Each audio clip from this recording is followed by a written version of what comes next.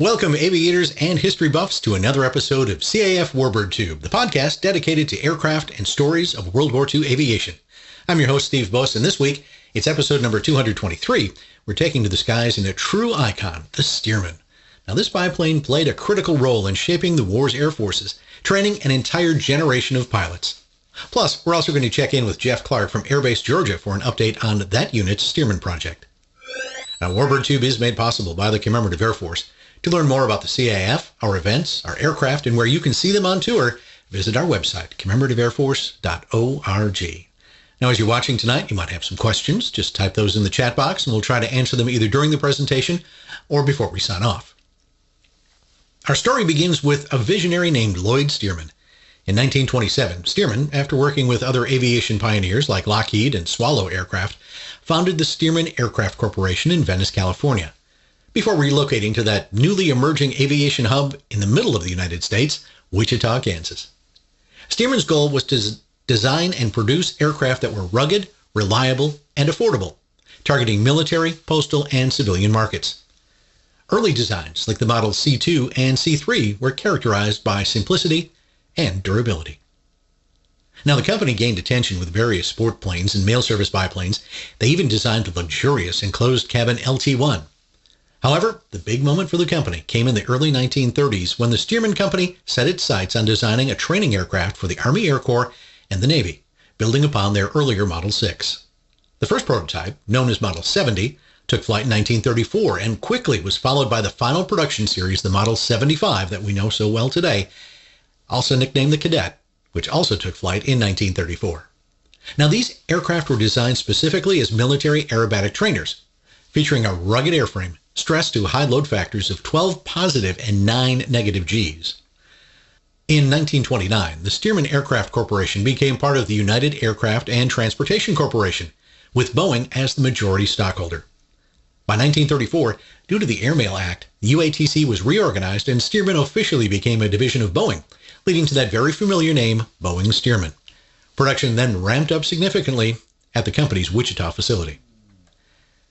Now, as the clouds of war gathered, the military realized they needed an unprecedented number of pilots, and Stearman was ready to answer the call. Between 1936 and 1944, nearly 8,600 examples of the Cadet rolled off production lines, with an equivalent of 2,000 more produced for spare parts.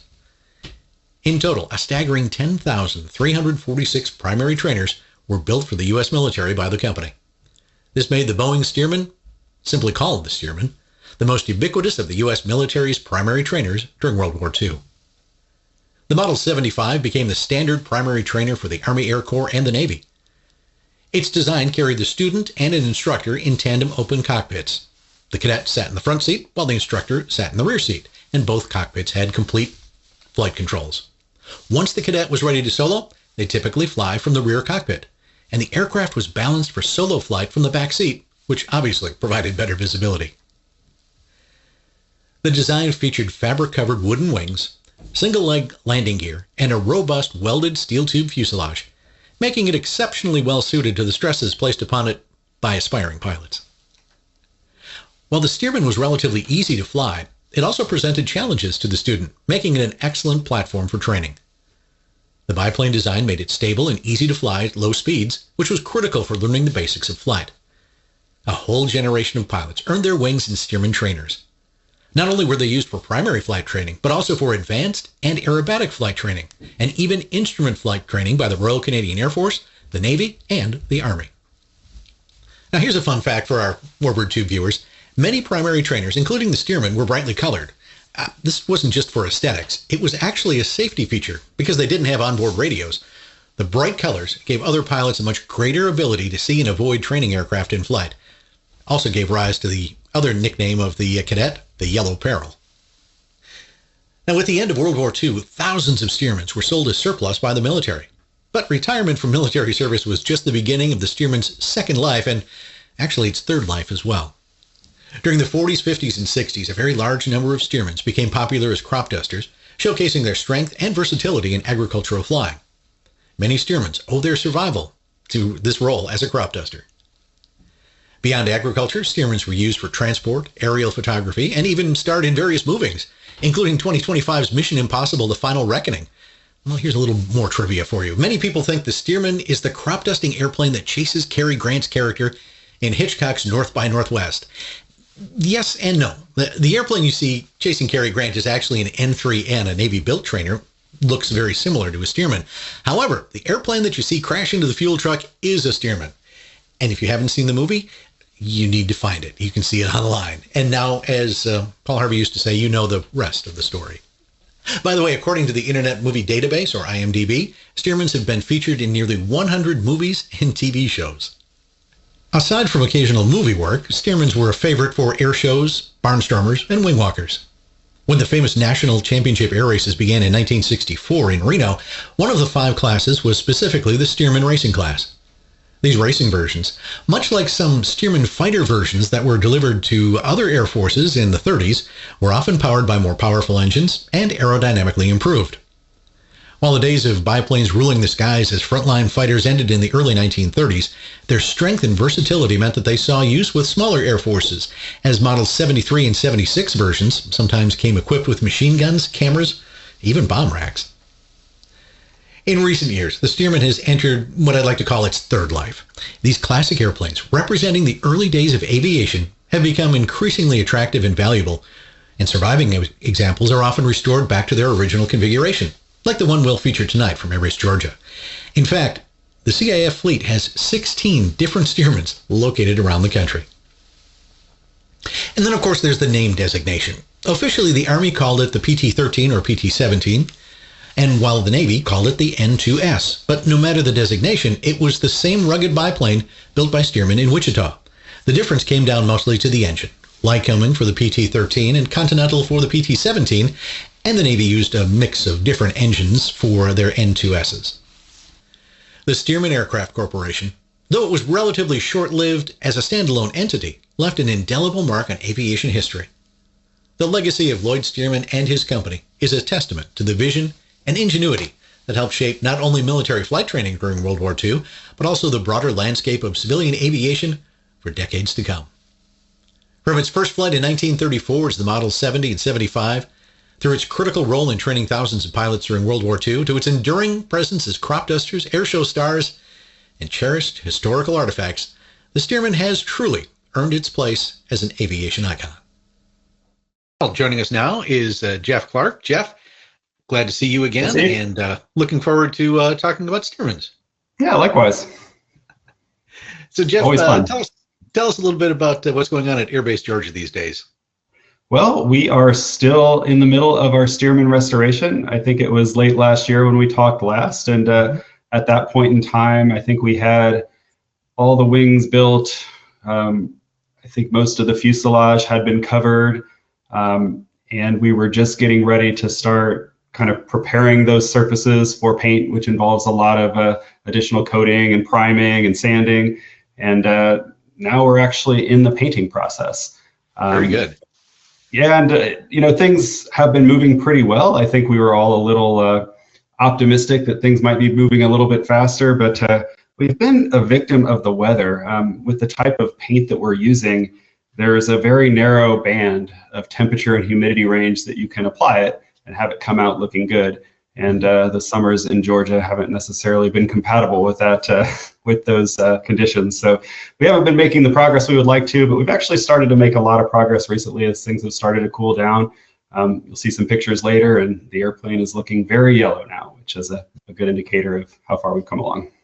Very good. Well, before we get into the restoration, one of the things that a lot of our audience members like is to find out more about actually the airplanes and how they fly. So we're going to take a few slides out of your ground school and kind of go through some of the ins and outs of the Stearman. And as I was doing my research, I didn't dig deep enough because there's also a PT-18, which is what the Airbase Georgia airplane is, because the PT-18 had Jacobs engines on it. So I stand corrected already. So yeah, that's right. There's a lot of different options for engines that you can get on a Stearman, and it's one of these areas where you can start a fun debate among Stearman pilots around which engine option is the best. And I've flown most of them, and they're all decent. The stock airplanes are kind of nice because they're stock. You know, the 450 Stearmans with the big engines that they used back when they were crop dusters, they're fun just because it's 450 horsepower. They have awesome performance. But the Jacobs is a good compromise. It's got a little extra horsepower. It's 275 horsepower as opposed to the 220 and 225 that were the stock Lycoming and Continental engines. But it also has just really good support. Air Repair over in Cleveland, Mississippi supports these engines really, really well. And, you know, historically, the Lycoming and the Continental have been well supported too, but the parts are starting to get a little more rare for those. And plus, you know, kind of talking about the hot Georgia summers again, having the extra horsepower, especially when you're flying rides with the airplane, it's a nice addition. Definitely. And we should go back for those who are not real familiar with the history of the Stearman. As you said, the early engines were 220 or 225 horsepower, and that was the trainer. And almost all of the, like, most people will see at an air show, see a Stearman. It's especially in air show performers they have the big engines, the 450 horsepower. I think if I remember right, John Moore, who used to fly a really graceful Stearman routine, I think he still had the original engine on that. But John Moore is one of the most amazing pilots I've ever seen.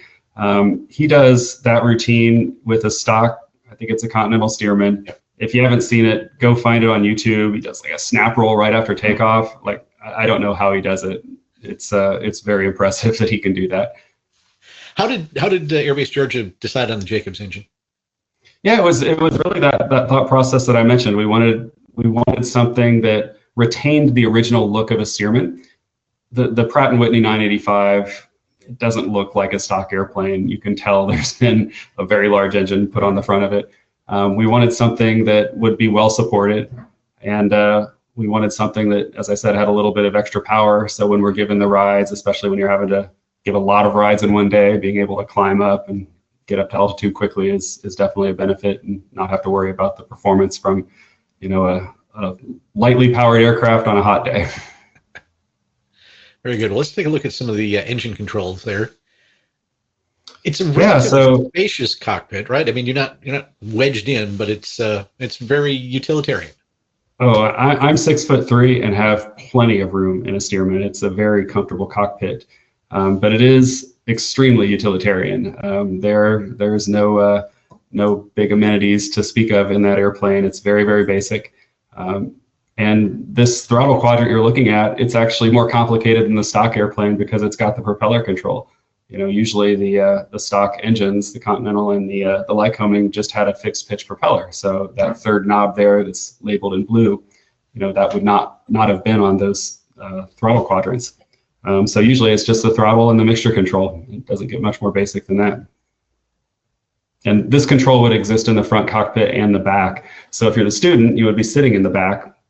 The instructor would be in the front. So, you know, if he sees that you're getting slow and need to add some power, or maybe the opposite, maybe you need to pull some power out, he can coach you there with his own set of controls. Very good. Basic engine gauges here. Yeah, again, this is kind of as complex as it gets for the engine gauges. You've got a tach. You've also got a oil temperature and oil pressure gauge there. It's kind of funny because a lot of those triple gauges that are installed, that bottom right corner where it's kind of blanked out on this one, a lot of them have a fuel pressure gauge as well. And they use these gauges in lots of different types of airplane. And a Stearman's a gravity-fed fuel system, so the fuel pressure, it's not really relevant. Some people don't have it blocked off. So I've given rides to people in airplanes that, you know, don't have that. And the first thing all the passengers say is, do you know that you're out of gas? Because they see that fuel gauge is pointed at 0, and, you know, I have to explain to them that it's nothing to worry about.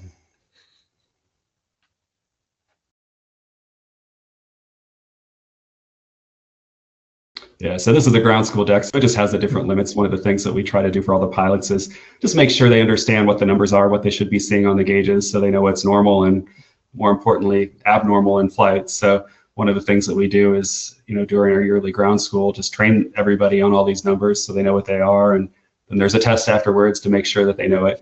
You know, some might say it's a little bit overkill because the gauges are marked with green arcs and yellow ranges and red lines to keep you honest. But we still like to make sure everybody knows what the book numbers are, so they're operating the airplane safely in the right way. Very good. And explain in relatively simple terms the manifold pressure, and also contrast manifold pressure on this Jacobs engine to something you would see in say, the T6 or a Mustang. Oh, that's actually an excellent question. So first off, manifold pressure would not have been on a stock Stearman because they have a fixed pitch propeller. Because we are putting a constant speed propeller on our airplane, we have a manifold pressure because that's the indicator of the power output of the engine. The RPM doesn't really indicate the output power because you can change the pitch of the blades. So I might make the pitch more fine, and that might make the RPM go faster, but the engine really isn't putting out any additional power. So the manifold pressure gauge becomes your indicator of what the output power of the engine is. And you use the manifold pressure in conjunction with the tachometer to set the right combination of manifold pressure and RPM to get the power and the performance that you want from the airplane. Another interesting question was, how does it compare to a T6? It's actually quite different because the engine, the Jake engine and all the engines you can put on a Stearman, except maybe the 985, they're not boosted. So they're never going to register a manifold pressure significantly above baro. And usually it's going to be a little bit beneath baro pressure, so less than about 30 inches or so. Whereas a T6, it's a supercharged engine. So the takeoff manifold pressure on a T6 is like 36 inches, above barometric pressure, because you basically have that supercharger compressing the air as it's going into the engine. So that's why the power settings that you'll see on a T6 versus something normally aspirated like a Stearman are a lot different. Well, we talked just a moment ago, you mentioned the propeller, and this was not the original propeller. And again, why change to the Hamilton standard? Well, that's the propeller that goes with that engine. So in a lot of ways, there's not a lot of options there. But having a constant speed propeller has a lot of benefits from a performance standpoint, because if you have a fixed pitch, you can optimize that pitch for climb, you can optimize that pitch for cruise, but you can't, it's one or the other, right? It's set at whatever it's set for, and it's going to do what it does at that setting. Whereas a constant speed, you can have one RPM setting for climb and have a little bit higher RPM to get better climb performance. But in cruise, when you level off, you can pull that RPM back, so the blades are taking a bigger bite out of the air, and you can get more performance out of the propeller that way. So it's a little bit more of a complex mechanism, but it has performance benefits that kind of make it worthwhile. Very good. And your propeller controls. Yeah, so the eagle-eye observers among us in the audience might look at that and say that's a T6 propeller, and they would be right. I kind of stole this out of the T6 ground school. But it's okay because it's basically the exact same in every way. The propeller that goes on the Stearman is basically the little brother of the propeller that goes on the T6, and it works the exact same way. And the important thing here is that it's the propeller governor that controls the RPM of the engine and the propeller. So the propeller control, it's not actually setting the angle of the blades, it's setting an RPM. And then what the governor does is automatically change the angles of the blades to get that RPM. So if you start to climb, the first, you're loading up the engine more, the first reaction of the engine might be to slow down a little bit, but then the governor is going to kick in, change the blade angle to get that RPM that you had set. So it's always adjusting it, which is great because especially if you're doing aerobatics or something, you're coming off the backside of a loop. In a fixed pitch prop, you've got to come off the throttle to make sure that you don't overspeed the engine. Whereas a constant speed prop, the governor is going to keep the engine RPM set to whatever you had it set for, and you don't have to watch that quite as closely. You still need to make sure it's all working, but if it all is, you wouldn't have to do anything. Nice. But in terms of the way that it works, it's all based on oil pressure. So if you look at that little diagram there, what you're looking at is essentially a cross section of the propeller looking sideways. And that little arrow going into the yellow area, that's showing that the governor is pumping oil into that prop hub, and that oil is basically driving the propeller to the low pitch setting or high RPM. And if the propeller needs to go the other way, the governor lets oil come out, and then those counterweights will actually drive it to a high pitch setting or a lower RPM. So that's the way, you know, if you see that picture on the right, you can see the picture on the top shows that prop hub all the way out. So that's the low pitch setting. And if you look closely at the bottom, that prop hub has been sucked all the way in and got the blades to a high pitch setting. So that's the way it does that adjustment. Wow. A lot of mechanism going on there as it goes around at 2000 RPM. Yeah, and that's the thing too, is that we sometimes consider the primary trainers as very basic aircraft, but there are some complicated pieces that go along with them as well. I am constantly amazed at the technology that is in all of these airplanes. You know, you think World War II, 40s, primitive, but there is some pretty impressive engineering that went into these things, even the trainers.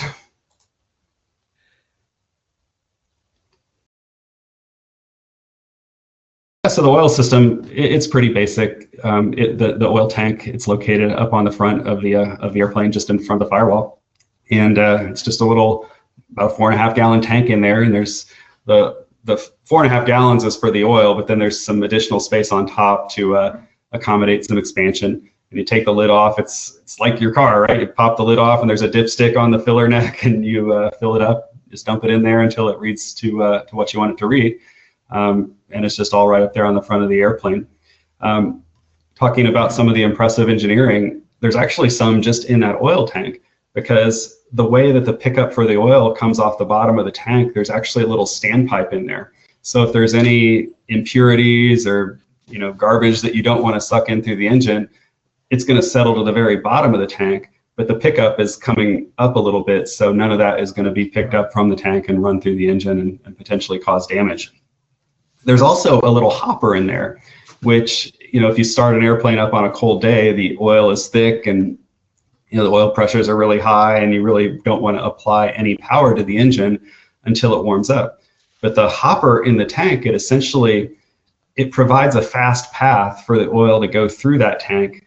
And as the oil starts to warm up, it makes sure that the oil that just came out of the engine and is probably a little bit warmer is the next oil to go back into the engine. And until it circulates through the tank a few times and gets the whole tank warm enough to start flowing through that hopper, it really just makes sure that the warming cycle on that oil can happen as quickly as possible, so your engine warms up and you can go fly. So, you know, little basic things like this that seem simplistic, you can really see the engineering and the thought they put into it to make sure everything works as well as it can. Yes, this is just another view of the oil system there. Again, very, very basic. You can see the oil tank. Oil comes out the bottom there, and it goes into the engine. It comes out and goes back into the top of the tank. That Airwolf oil filter is actually, that's a modification that we're putting on the airplane that wasn't part of the standard setup. But, you know, having the oil filter there, it's just another level of safety to make sure that the oil that's going into the engine is clean, and you know, if there are any contaminants, they get filtered out so they don't do any damage and shorten the life of the engine. So it was a modification that was worth doing.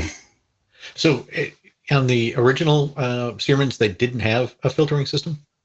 Not like that. They had oil screens that the oil would flow through, but this oil filter it's a much more effective filter and should filter out a lot more things that you don't want to go through the engine. So that's why we wanted to add it. Good. Is the engine on the airplane now? It is not. It's actually the last thing that we're going to do. So, you know, we want to get the whole thing painted. We want to get the wings on and rigged, and, you know, everything else done, because as you're rigging it, having the engine there, it's actually would be a little bit in the way. And it's actually easier to kind of build the engine up on the ground where you can, you know, get a stool and get around it and, you know, get everything the way you want it, and then just put it all in the airplane as one piece. So that's the way we're planning to do that. Yeah, just some other guidance around oil. You know, we generally operate it with about 3.5 gallons, maybe up to 4. It doesn't need to be completely full. That minimum temperature for taxi is actually pretty important. And it goes back to what I was saying before. Cold engine, cold oil, you know, it's going to drive really high oil pressures. It's just not good to put a lot of power on an engine when it's cold. So generally the guidance that we have is don't even taxi it, just start it up and let the airplane sit there until the oil temperature comes up to about 20 degrees. Then after you get 20, you can put a little bit of power on it, enough to taxi, so you can start heading out off the ramp down to the run-up area, and hopefully by the time you get to your run-up area, it'll be up to about 38 or so. And if it's not, you get to sit there and wait a little bit longer for it to warm up some more. And then once it gets up to 38, you can go ahead and do your run-up and take off. So it's just trying to take care of the engine and make sure that you're not trying to run it when it's too cold and potentially doing some damage, or operating it with a really high oil pressure. Right. Well, oil system. How about the fuel system? Yeah, so just again, very basic system, but still, as a Stearman pilot, you need to know how all this stuff works. And the fuel system on a Stearman, the tank is in the top wing. So having the tank way up high, it's a lot of head pressure feeding down into the carburetor. So you don't need a fuel pump. It's all gravity fed, which in some ways is convenient until you get to the gas pump and have to fill the Stearman up, because then you've got to figure out how to get up there. And there's lots of different techniques. Some people like to crawl up the front of it. Some people like to crawl up the back of it. But whichever technique, it requires a little bit of almost acrobatics to get up there and get the thing filled up. So, and you do have to be kind of careful, because you're way up there. If you were to slip and fall off the top of a Stearman, you're going to get hurt. So it's just one of those things pilots need to be aware of. And I like to go up the back, and it's a little more stable to be standing up on the front seat. And the only downside to that is if you're not careful and you put too much gas in, it's going to run all over you. Not that I've ever. You get to wear it. But yeah, you can kind of see here the relevant parts of the fuel system. It's actually pretty interesting, because if you look at the drains, there's a drain on each corner of the fuel tank. So front right, front left, back right. And the reason is because that way, no matter what attitude that you're flying in, unless you're inverted, you're going to get fuel flow. And if you've ever heard a stock Stearman go inverted, you're probably going to hear the engine quit, because at that point, there's no way for fuel to feed into the engine. But you can kind of see on this slide here, you can see where the fuel pickups are. And then off those back pickups, there's a fuel sump on each side where it's essentially a low point. So before you fly the airplane, you get up there with your little fuel strainer and filter out or drain out a little bit of oil, and just make sure that there's no water or gunk in the fuel system, just to make sure everything is going to feed nice and clear into the engine. Also there on the bottom, you can see the fuel gauge. It's basically a sight glass with a float in it. So you can see the sight glass in there. There's a little wire, and on the top of that wire, there's a cork, and that cork will float on the top of the fuel wherever it is in the tank. And as it goes down, that cork goes lower and lower, and the wire has a little red mark at the bottom of it. And when that wire gets to the bottom of your sight glass, you're out of gas. So it's a very simple way to see how much gas is in the tank. So pretty simple. How accurate is that gas gauge or fuel gauge? My thought on gas gauges is just assume they're all very inaccurate and go by the watch. They seem to work pretty well, but it's never my primary means of knowing whether there's gas in the airplane or not. But yeah, they work. I have heard stories, though, of people, those floats getting stuck, mm-hmm. and people running out of gas because they thought they had more fuel than they actually did. So, I've taken that story to heart, and just don't rely on these, and visually verify before you go fly, and based on that, just use your watch and don't fly longer than the amount of gas you think you have. There you go. Yeah, so in the cockpit, the fuel control system it's basically on or off. Mm-hmm. That's it. You don't switch tanks. You don't do anything. You just turn it on and you leave it on. The only thing is that there's actually a fuel control in both the rear cockpit and the front. So the valve is actually located, on the front side of the firewall. The piping coming down from the fuel tank goes into that valve, and then there's some linkages that connect that valve to these two controls in the front and the back cockpit. So if I were to turn the one in the back from on to off, you'll also see the front cockpit move at the same time. So they're just going together, and you can control the fuel from front or the back. Yeah, so the electrical system, this is definitely, aftermarket addition to our airplane. The original airplanes didn't have electrical systems at all for the most part. So, obviously that's a very modern volt amp meter there that we've put in ours. We've installed the battery basically on the floor of the front cockpit. So if you're sitting in the front cockpit, it would be down there between your legs, right on the back side of the firewall. And we've got an alternator on the airplane, so it's a fairly modern JASCO alternator, as opposed to a generator that a lot of the World War II airplanes had. But other than that, it's a pretty simple system. The volt and amp meter you can use to check the charge on your battery and see if the charging system's actually charging the battery or not, based on the position of that switch. Yeah. And then I think the next slide just kind of shows a little schematic. Yeah, so it's, again, very simple, and this is not anything different that you would see in any Cessna or any other, modern trainer type of airplane. You've basically got a battery master that will apply power to the main bus, and that's got your lights and your intercom on there.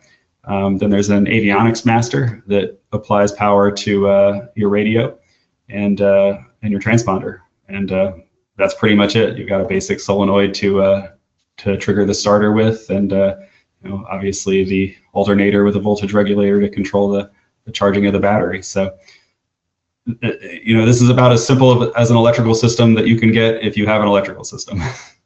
There you go. Well, and as you mentioned, the original Stearmans did not have an electrical system. So if they didn't have an electric start, what was the procedure for starting the airplane? Yeah, the procedure was some poor ensign had to get out there with a crank, and it was an inertial starter. So if you look at the airplane, maybe we'll see some in some of the other pictures, but on the left side of the front of the airplane, there's a little receptacle where you could plug a crank in, and you basically just cranked up that flywheel. And once you got it going as quickly as you could get it to go, there was a little T-handle that you could pull out, and that would engage the flywheel into the engine and turn it over. And then the pilot sitting in the airplane would basically make sure that the fuel was on, the mixtures was on, and the magnetos were on, and hopefully the airplane would start. And if it didn't, he'd get to crank it up again. So it was all manual.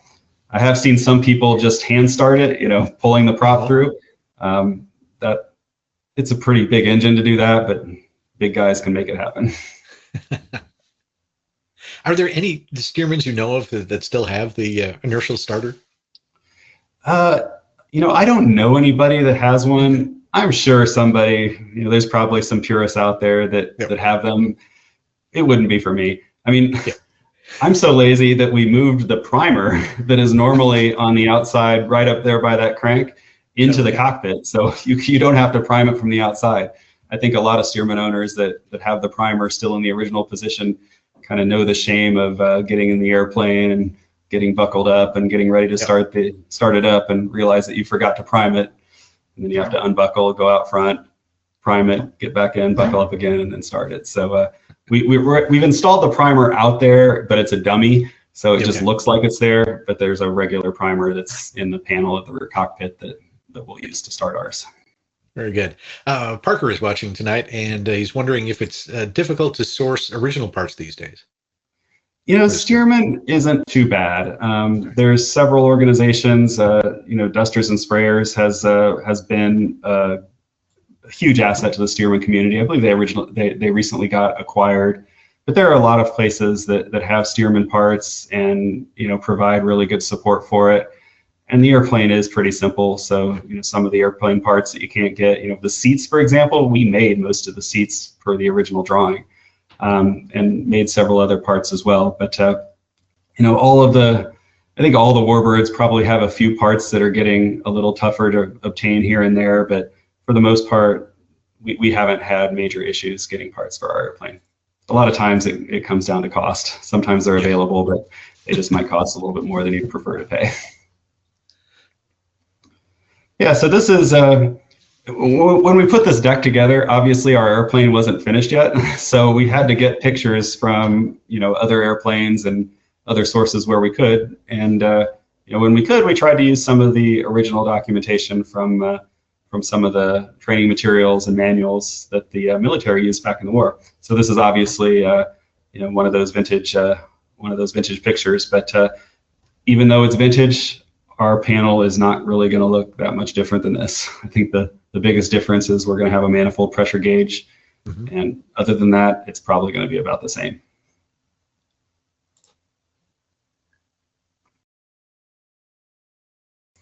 Yeah, and again, going back to the simplicity of the cockpit, it's a stick and rudder airplane. There's the stick and rudder.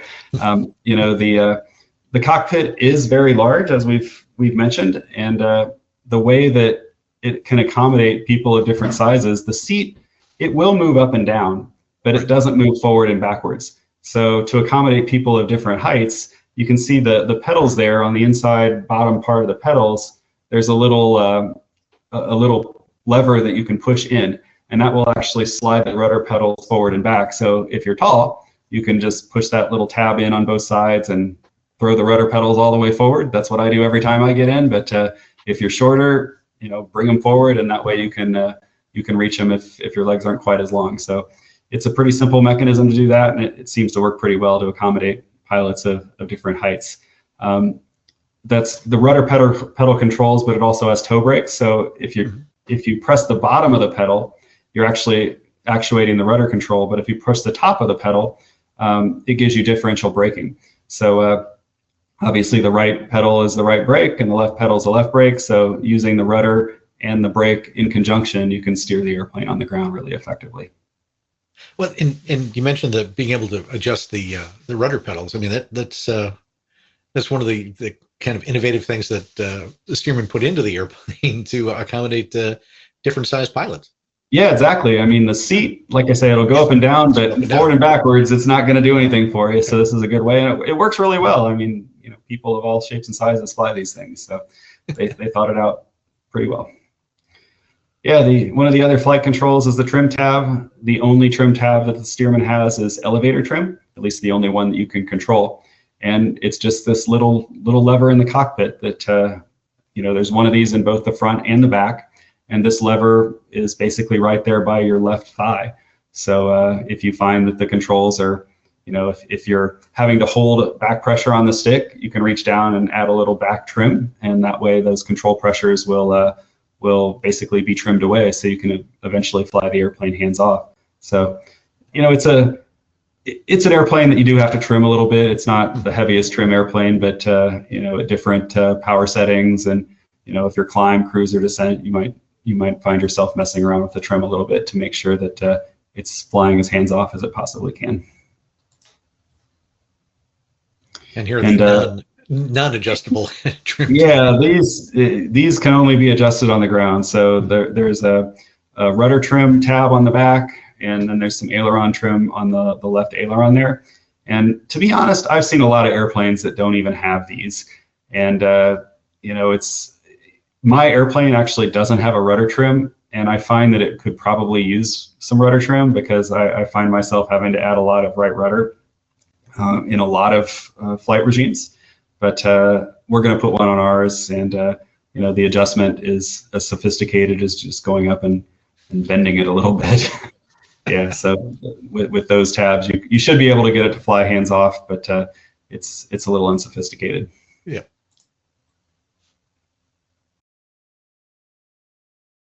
We talked about landing gear earlier, and this has to be one of the stronger parts of the airplane, especially for student pilots. Exactly. And if you ever see the landing gear on a Stearman, it is built like a tank. It is steel, it's heavy, it's really solid.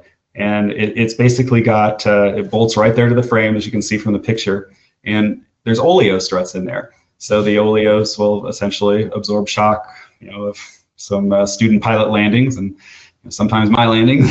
But, it's a pretty firm gear, and it does a good job of absorbing the impact of some hard landings sometimes. It also has, it's a little hard to see in this picture, but there's a scissor mechanism that essentially keeps the tires from twisting within those oleo tubes. So it's kind of shaped like this, and it makes sure that the wheels are pointed in the direction that you want the airplane to be going. So it's pretty simple, but it's definitely solid. and it works pretty well. The only thing I would say is that it's pretty narrow, and that's one of the things that contributes to the sometimes tricky ground handling characteristics of a Stearman. There's just doesn't have a very wide wheelbase, and that does make it sometimes run around on you a little more than you'd like. As they say, you've got to fly it all the way to the chocks, right? Yep, that is an accurate statement. They sometimes have a mind of their own, and I probably shouldn't admit this, but there have been times where I've been on landing rollout and congratulating myself for the awesome landing I just made, and you kind of start running through your after landing checklist before you really should, and that thing decides to shoot off in some direction, and it will remind you that you need to be paying attention to what you're doing. So it certainly did. In that respect, it was a very good trainer. Yeah.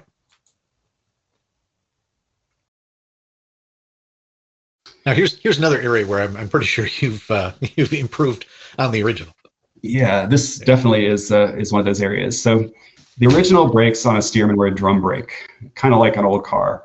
Mm-hmm. And you could get them so that they would work okay. But the problem is that they wouldn't stay working okay for very long. You were always kind of adjusting them and messing with them. And sometimes they could even lock up on you. And on a tail dragger, that's not a good trait.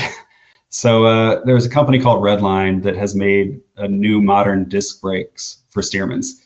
And they really work well. I mean, the pedal feel, the amount of stopping force you have, it's really good. Some people actually are a little worried about them because they almost work a little bit too well. And if you were to get on, Redline brakes a little too aggressively, it would be very possible to put the airplane on its nose and maybe even flip it over. But as long as you don't do that, it's a really effective brake, and they just work. They don't fade. They don't lock up on you. They just work. So for a tail dragger, especially one that's kind of top heavy like a Stearman, having a brake that you can count on and work properly when you need it is a really good benefit. So that's why we elected to not put stock brakes on it and go with the modern brakes.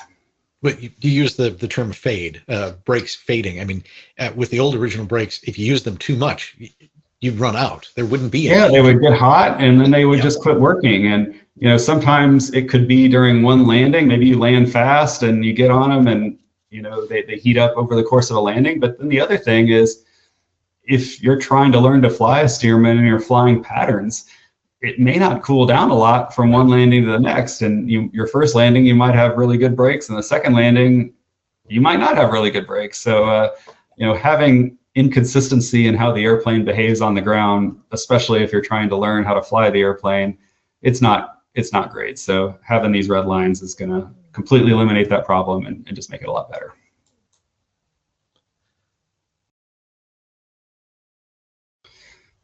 Yeah, tailwheel, again, very basic mechanism. It's got a little Leo strut back there to absorb the shock of landings. From a ground handling perspective, the tailwheel actually works really well in this airplane because it's connected to the rudder and it's steerable through about the first 30 degrees. So when you press the rudder pedal on the ground, you're also deflecting the tailwheel. So if I press right rudder, yeah, it's deflecting the right rudder, but it's also deflecting the tail wheel, so it's turning the airplane to the right. And you've got about 30 degrees of travel on that, so you can actually, you can make 90-degree turns, you can turn from the taxiway onto the runway, you can basically maneuver in pretty close quarters with just the tail wheel steering.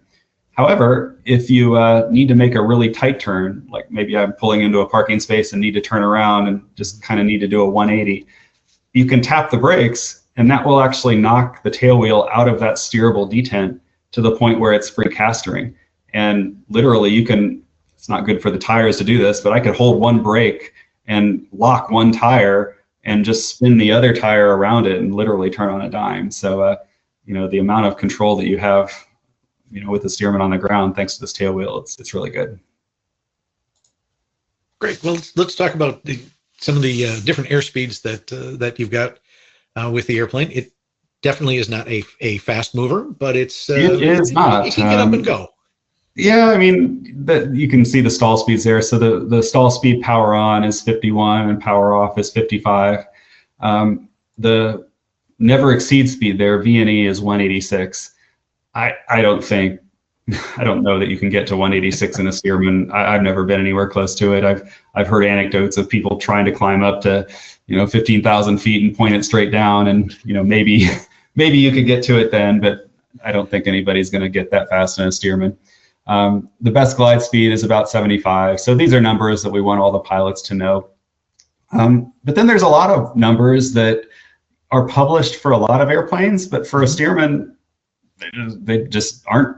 Nobody knows. They're just nobody knows what the VX speed or the VY speed is, the best rate of climb or the best angle of climb. No, it's really not published. It's probably somewhere in the neighborhood of 75 to 85 miles an hour, as we've labeled there, the unofficial speeds. The approach speeds, 70 to 80. I'm sure that's probably going to trigger somebody. Somebody's probably going to say they fly theirs slower, which you can fly slower.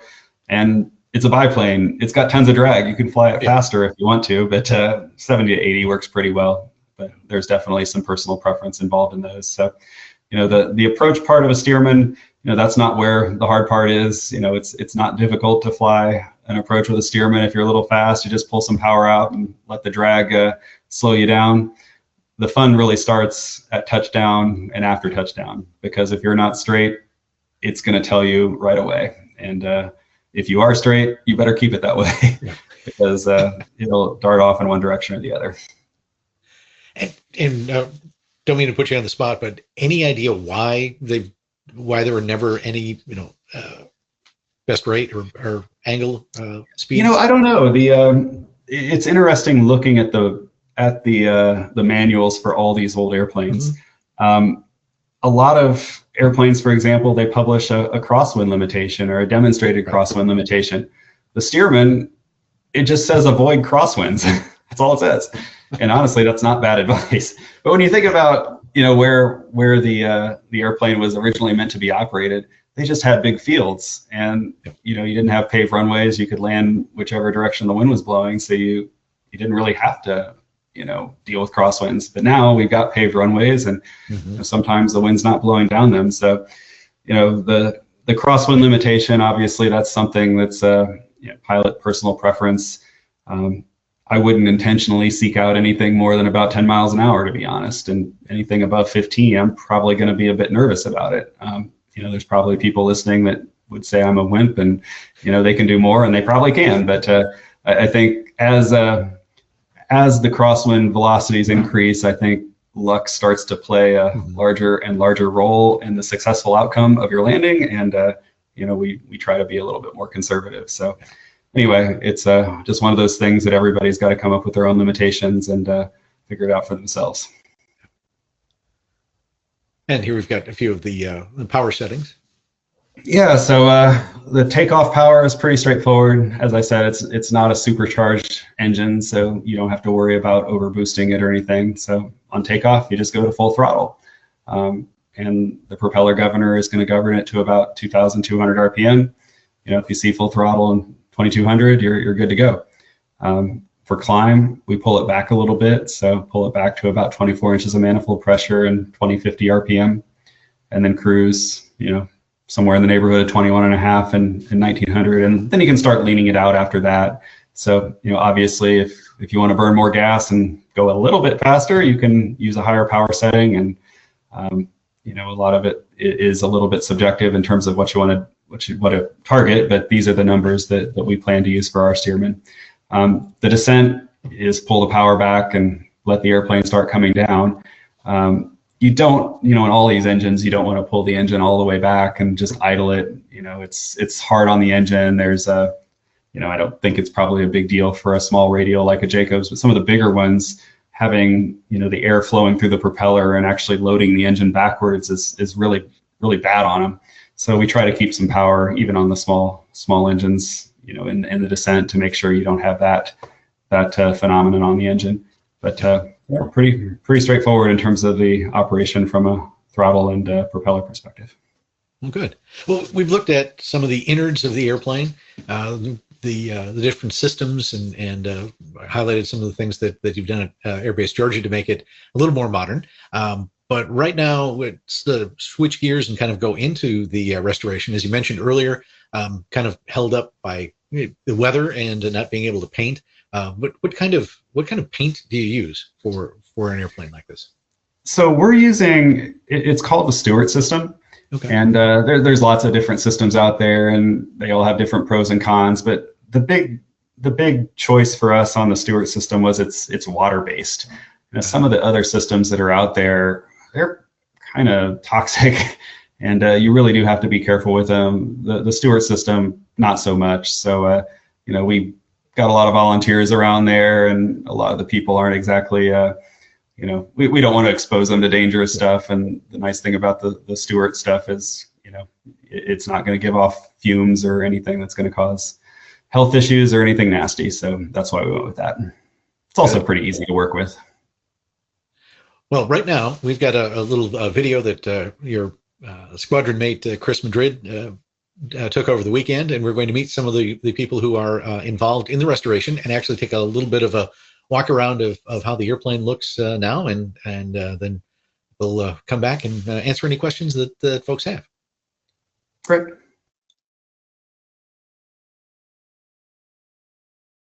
I'm Malcolm Lelliott, originally from England. I did my apprenticeship originally with the Royal Aircraft Establishment in Farnborough, back in England, and worked on fighter armaments after that.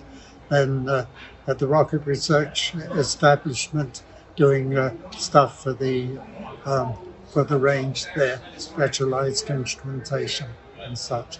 And then after that, worked on nuclear and fossil power plants back in this country.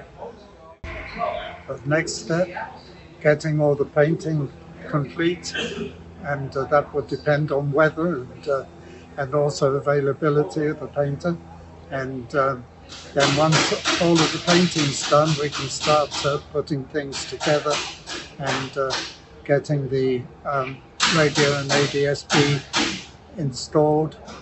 Then once all of that's done, we can get the center section on and wings and such like, and then we can get the engine mounted. And there's still quite a bit to be done as far as instrumentation, engine instrumentation, which I didn't want to start work on yet until we've got the engine underway. As soon as we can open up the engine and find out exactly what we've got and what we need, then I can complete that. Hello, my name is Roy Handler. I've been here with Air Base Georgia about 2 years, and came here from Delta after 42 years retired. So now I work on the Stearman project here with Malcolm and the rest of the guys. Okay, well the aircraft originally started out with the plain fabric. The fabric was put on. The fabric was then coated with the waterproofing, which is the bluish purple, bluish green color you see, and then after that it gets cross-coated with UV protection. After that, because of the color we were using, the yellow, we put 2 coats of white primer on so that the yellow would be much better looking against the white than it would be against the gray. And so now we've got the first cross coats of yellow are on here, and it's been sanded down, and it's ready for the next coat of yellow, which will probably happen sometime this week. One of the reasons we're a little slow on this is because temperature and humidity, the type of paint we're using is water-based. And the Stewart Systems paint that we're using is very critical to temperature and humidity. And so we've had to wait a while to get the humidity and temperature right where we could actually paint the aircraft and not have it run or orange peel, things like that. So that's what we've been dealing with recently. Other than that, we're pretty much ready to go. We should get some painting done more painting done this week, and we'll see what happens. Hello, I'm Jane Simpson, and I help out with the education around here. And this is our Stearman in progress. And it's really important to the ladies here at the hangar because it was dedicated to Rosie the Riveter. So what we do is we can use this airplane once it's all put together, and we can educate people as to the materials that were used, how the Rosies participated in World War II.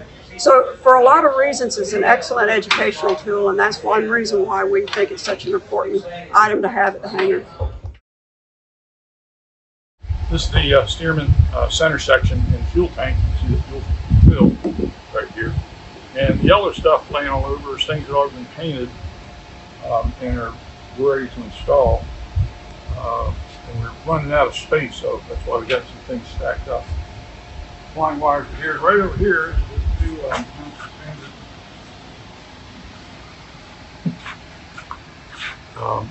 controllable pitch propeller that's new, and that'll be going on the engine on the Stearman. These are all the awaiting for final paint wings and flight controls for the PT-17 project. The white on there is because we want the yellow paint when it gets put on to have actually pop. Put it on over dull gray, which the ultraviolet coat was. It'll be a whole light, not the same bright yellow. So all this is just waiting to get in the paint booth as soon as the weather and everything cooperates. And it's the rest of it's going pretty good.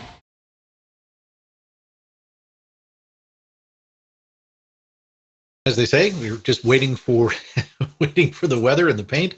But I have to say, the just looking at the parts that are painted already, they're really looking great. It is going to be a nice airplane. They've done a really good job with it. Over the course of the project, we had a lot of people get really good at fabric work, and we're getting some people that are really good at the paint. And I think the final product, when it's finished, is going to be very impressive. So I'm looking forward to getting it done. Yeah. How involved have you been in the project today? Up front, I was very involved. Just sourcing all the parts. We had a fuselage in the beginning that it was a fuselage, but it had a lot of rough spots, and it was going to require a lot of work. There were some parts that were bent, some parts that were going to need to be re-welded. Managed to do some horse trading. We also had an extra set of landing gear, so I was able to orchestrate some trades for our original fuselage, one of the sets of landing gear that we had, plus a little bit of cash to get a very nice, basically completely serviceable and ready to go fuselage that had just come out of a jig and was perfectly straight. And that was a big Kickstarter for the project. I think I mentioned some of the challenges we had around the seats, helping find little pieces and parts that were needed for that. But after we kind of got the critical mass of parts and everything together, honestly, I've been a little bit less involved just because everybody else has really stepped up. And I've got a day job. I can't be around there every day, and a lot of the folks that help out are retired, so they're out there almost every day of the week working. So Chris would say that I'm the project manager, but really I've kind of just been there for moral support in a lot of ways. Oh, and the other thing that I do sometimes is bring my Stearman over and give them a working example of something that they can look at and just make sure that they're reading the blueprints correctly and building things the way they should be built. At least I hope my airplane's put together the right way, because if it's not, then we're going to have problems with ours. But it's been helpful to have an airplane to use for an example to make sure that we're building it right. Yeah. Well, and your airplane was recently restored by, you mentioned the company before we came on the air, and it escaped me.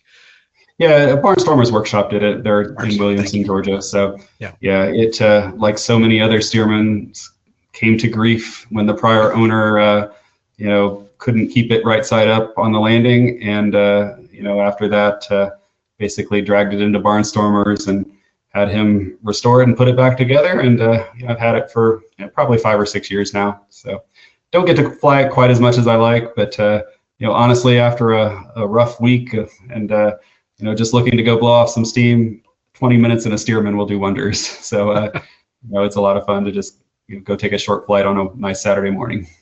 There you go. Well, we're looking forward to seeing the airplane come together. I know, in the video, it's the pieces are everywhere and stacked up and just kind of waiting for paint. But the day is coming, and probably quicker than we think, that everything's going to come together. You've got the engine, you saw the propeller, all the parts and pieces are there. It's just a matter of painting it and putting it all together.